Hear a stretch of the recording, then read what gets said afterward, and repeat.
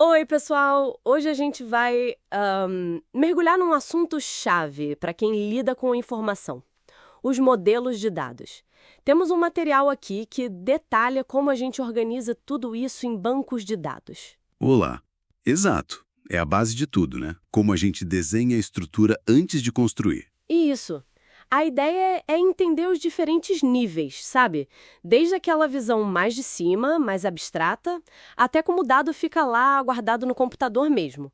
Basicamente, como é que a gente transforma, sei lá, um conceito de negócio numa estrutura digital que funciona? Perfeito. É pensar esses modelos como as plantas de um prédio.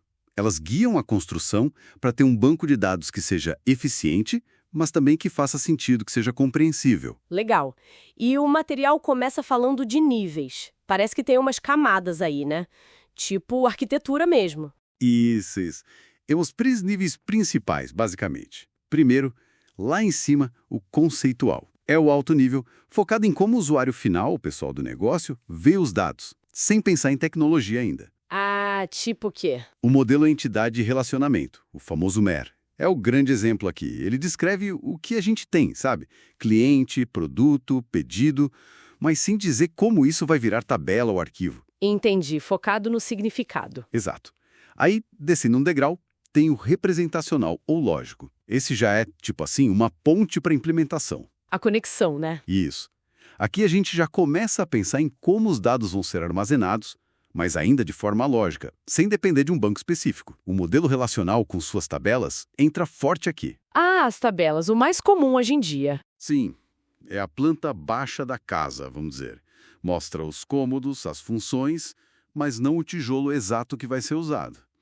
E por fim, lá embaixo, o físico. Esse é baixo nível total. Onde a mágica acontece ou a dor de cabeça começa? Ah, pode ser os dois. Ele detalha exatamente como os dados estão no disco. Estruturas de armazenamento, tipo B-trees, índices, métodos de acesso. Tudo bem técnico. Muito técnico. Depende totalmente do sistema de banco de dados que você está usando. Seria o projeto estrutural, elétrico, hidráulico da casa. Essencial para construir, mas o morador não vê. Nossa, adorei essa analogia da casa. Ficou muito claro. E pensando nos tipos de modelo que surgiram para colocar essas ideias em prática, como foi essa evolução? Bom, a gente teve uma jornada, né? Começou com o hierárquico. Imagina uma árvore, com raiz, galhos. Um pai para vários filhos, mas cada filho só tem um pai. Isso. Rígido, né? Depois veio rede, que era uma evolução. Tentou flexibilizar um pouco, permitindo que um registro tivesse, tipo, múltiplos pais. Já ajudava, mas ainda complexo de gerenciar. Eram comuns em sistemas mais antigos, né? Mainframes. Exatamente. Sistemas legados usaram muito. Aí veio a grande mudança. O relacional. O rei. O rei até hoje, em grande parte. A ideia de organizar tudo em tabelas simples, bidimensionais, linhas e colunas, foi, assim, uma revolução. Por quê? O que tornou ele tão popular? A flexibilidade e a simplicidade no acesso e manipulação. Ficou muito mais fácil consultar, relacionar informações diferentes, sem precisar navegar por estruturas complexas como nos modelos anteriores. SQL nasceu daí, né? Faz todo sentido. Mas você disse até hoje em grande parte. Tem desafios para o relacional? Tem, sim. Com o tipo de dado que a gente tem hoje, muito conectado, pensa em redes sociais, recomendações, onde as relações são o mais importante. Ah, tipo, quem é amigo de quem, que é amigo de quem. Isso. Modelar isso em tabelas relacionais pode ficar bem complicado, muitas tabelas de junção, consultas complexas e lentas. É aí que outros modelos ganham espaço. Como qual? O material cita o orientado a grafos. Ele pensa nos dados como nós, ou vértices, e as conexões, as arestas, são cidadãos de primeira classe. Então a relação é tão importante quanto o dado em si. Exatamente. Para esse tipo de problema, de dados hiperconectados, ele é muito mais natural e geralmente mais performático. A escolha do modelo aqui, veja bem, impacta diretamente o tipo de pergunta que você consegue fazer para os seus dados de forma eficiente. Interessante. Voltando um pouco para o nível conceitual, o MER, o modelo entidade relacionamento, parece central. Você mencionou entidade, atributo, relacionamento. Isso, são os blocos de construção. Entidades são as coisas importantes do mundo real que a gente quer guardar informação sobre.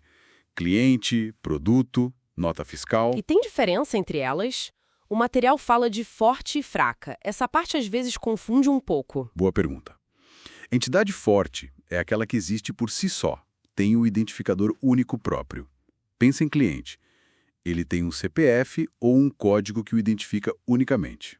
Ok, faz sentido. E a fraca? A entidade fraca é aquela que depende de outra entidade para existir e para ser identificada. Ela não tem uma chave primária completa sozinha. Como assim? Um exemplo. Pensa em item de pedido. O item de pedido só existe se existir um pedido associado a ele, certo? E para identificar unicamente aquele item específico, você provavelmente precisa do código do pedido e do número do item dentro daquele pedido. Ah, entendi. A identidade dela depende da entidade dona, no caso, o pedido. Exatamente. A chave primária da entidade fraca inclui a chave primária da entidade forte da qual ela depende. É uma relação de dependência existencial. Agora sim ficou bem mais claro. E os outros elementos? Atributos e relacionamentos. Atributos são as características das entidades. O nome do cliente, o preço do produto, a data do pedido, são as propriedades. E os relacionamentos são as associações, as conexões entre as entidades. Um cliente faz um pedido. Um pedido contém produtos. Eles mostram como as entidades interagem. E tem o grau do relacionamento, que diz quantas entidades participam. Geralmente binário, 2, mas pode ser ternário ou mais. Certo. E na hora de começar a desenhar isso tudo, esse modelo conceitual, tem um jeito certo ou abordagens diferentes? O texto menciona 3 abordagens clássicas, que na verdade podem até ser combinadas. Quais são? Tem a top-down, que começa do geral, das entidades mais importantes e vai detalhando, do macro para o micro. Tem a bottom-up, que é o contrário.